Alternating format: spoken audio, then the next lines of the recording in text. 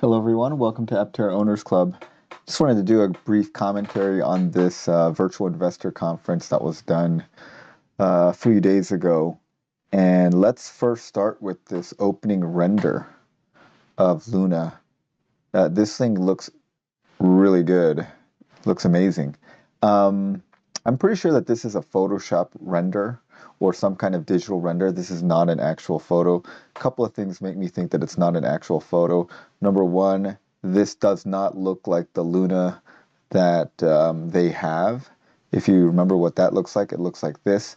It has a matte wrap, not a glossy wrap, and it has red accents here on the wheel pants. And this one does not have the red accents and has this maybe a rubberized front, which I think is probably a good idea. And then you'll see that the lights look different. There's no lights here, and this is not a white bar. There's the lights are here, and this is a white bar. You can see in the front here. This is how the lights are arranged, and there's this white bar here. And then the other thing you notice is the seats in here have black, and there's no hole in the middle. Whereas the seats in here seem to have a hole right here under the headrest, and the headrest is white. So, I mean, initially I thought maybe they just changed the wheel pants on the front and this is then a new car, but they would have had to change a lot of things. And if you look at the reflection here, there is no photographer in the reflection. So it's just a render, I'm pretty sure. And then if you look later on, when when it starts, you see Luna behind Chris, and you see it still has the matte wrap. It's not glossy, and the headlights look the same. So I think this is just a render. Okay, so then he kind of goes through this stuff we all probably know. It's easy to build because there's less body components. It's 3 times more efficient because of all the aerodynamics and weight savings and everything, and it's safe and reliable. And then he goes through the team, and the team he lists is interesting. He lists obviously himself and Steve Fambro, and then Sarah Hardwick and Janie's Burlingame, who is their CFO. And then they don't mention their new board member, Brian Snow. Maybe he's too new, and he's not part of the core team. They don't talk about Pablo Ucar. Maybe he's not considered the core team. But anyway, this is the core team that as they see it. Then they talk about the performance, which is really good, obviously. And then moving on here, again, this is the actual Luna. And you see it's got the matte wrap, the red accents, and the headlights are a little different. The headlights go farther back. If you go back to the beginning, I mean, this is a good looking car, but that is not the car that they actually have. And I don't know if they're planning to move towards this design. But I quite like the look of it. This looks fine too, actually, so I don't mind that either. In this thing, they say provides power to drive more than 11,000 miles per year. I think this is under ideal conditions. If you do 40 miles a day for 365 days, that works out to about 15,000 miles. So 11,000 miles, I think they're accounting for differences in solar radiation in the winter and the fall. But I think this would be an ideal case scenario. If you live in a very sunny place, you would get maybe 11,000 miles per year. They said most drivers will never have to charge their EV.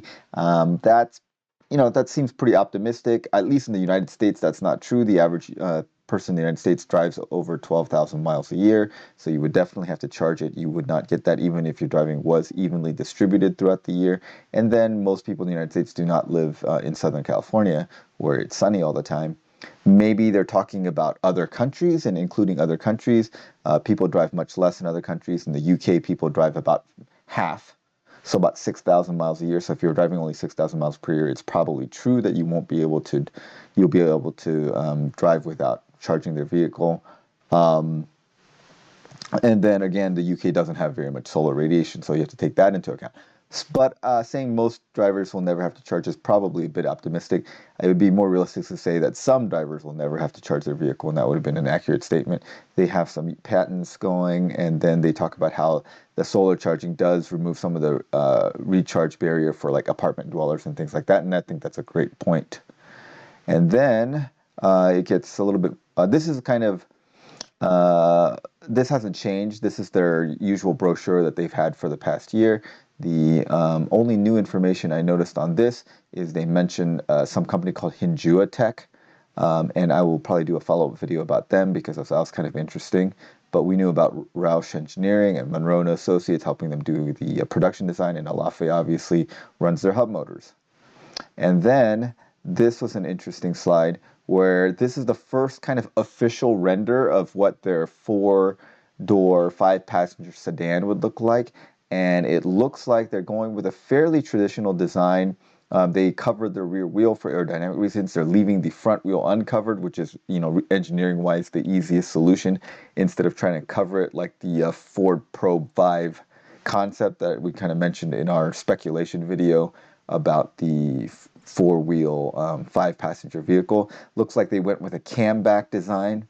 So a camback design is basically, instead of having this like a teardrop shape like the current Roadster Aptera that tapers off, if you need more passenger room, if you made a long tail here, the thing would be way too long, so you just chop it off very steeply.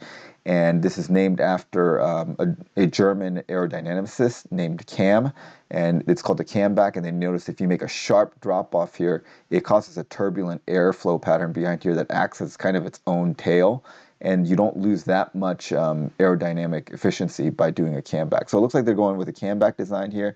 I don't know if this is their final design. I'm guessing not. They probably haven't really spent too much time looking at that. They're focusing on this. And then here is their production timeline. So we're like early 2022, we're in here. They're saying that tooling and factory build out starts, they're hoping for kind of late spring, early summer.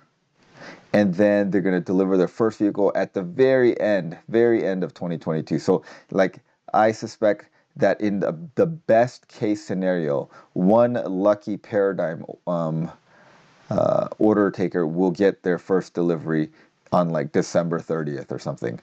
That's if everything goes perfectly.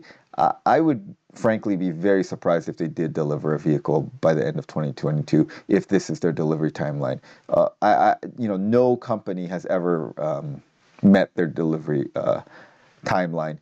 You don't know when their delivery is going to happen until they basically say, we have a production vehicle, it's done, it's rolled off the production line, and we are shipping it currently. Then it's going to happen in a few days. Other than that, all bets are off. So I wouldn't be too surprised if if this actual first production was somewhere into 2023. That being said, he said that they hope to have a production-ready prototype sometime in the summer.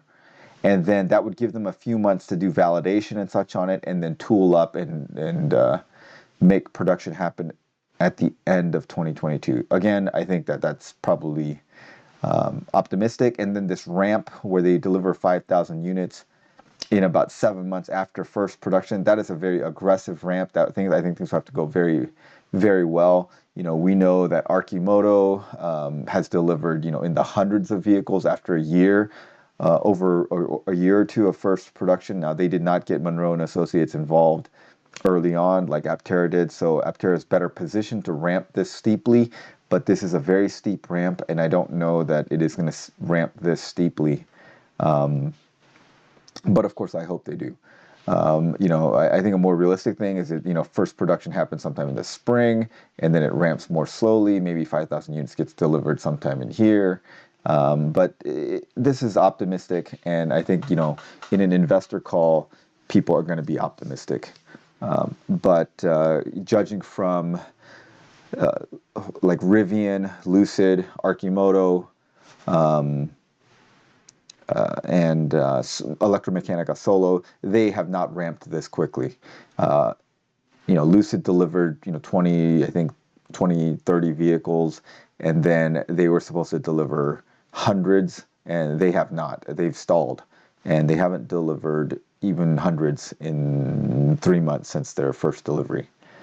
So delivering thousands within 6 months of first delivery would be extremely, that'd be like better performance than any other automotive startup in recent history. Okay, then he talks about how there is a lot of engagement and a lot of press. That is absolutely true. It is a very unique vehicle, so it's going to generate a lot of press. I think they're doing a great job here, but probably it is important, but probably the least important part of the thing. They need to get this thing to production. Once this thing goes into production, I think the number of press outlets talking about it will skyrocket, because this is such an interesting vehicle that you just have to talk about it, basically. So once it's in production, it's going to get a lot of press. And once people start driving around, everyone is going to want to know what this thing is. And then there was a question and answer session that starts about 20 minutes in. I'm not going to rehash that. No earth-shattering information. The most interesting thing to me is he reiterated that the first vehicles delivered would be the 40 kilowatt hour battery, and then the second would be the 25, and followed by the 60, followed by the 100.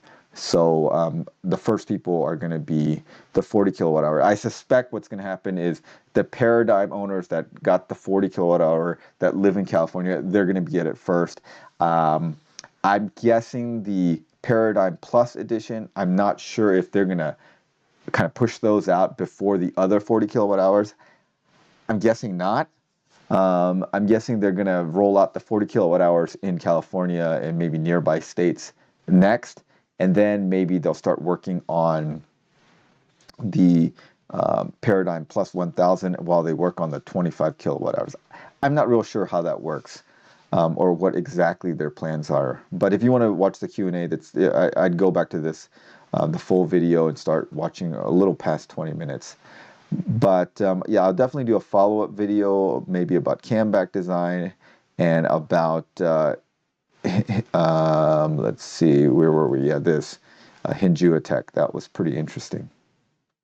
Okay, so the full video is on this channel. You can search for it. It was posted yesterday, and then we will do some follow-up videos about the few new things that we looked into and found out in this talk. Thanks for watching, guys.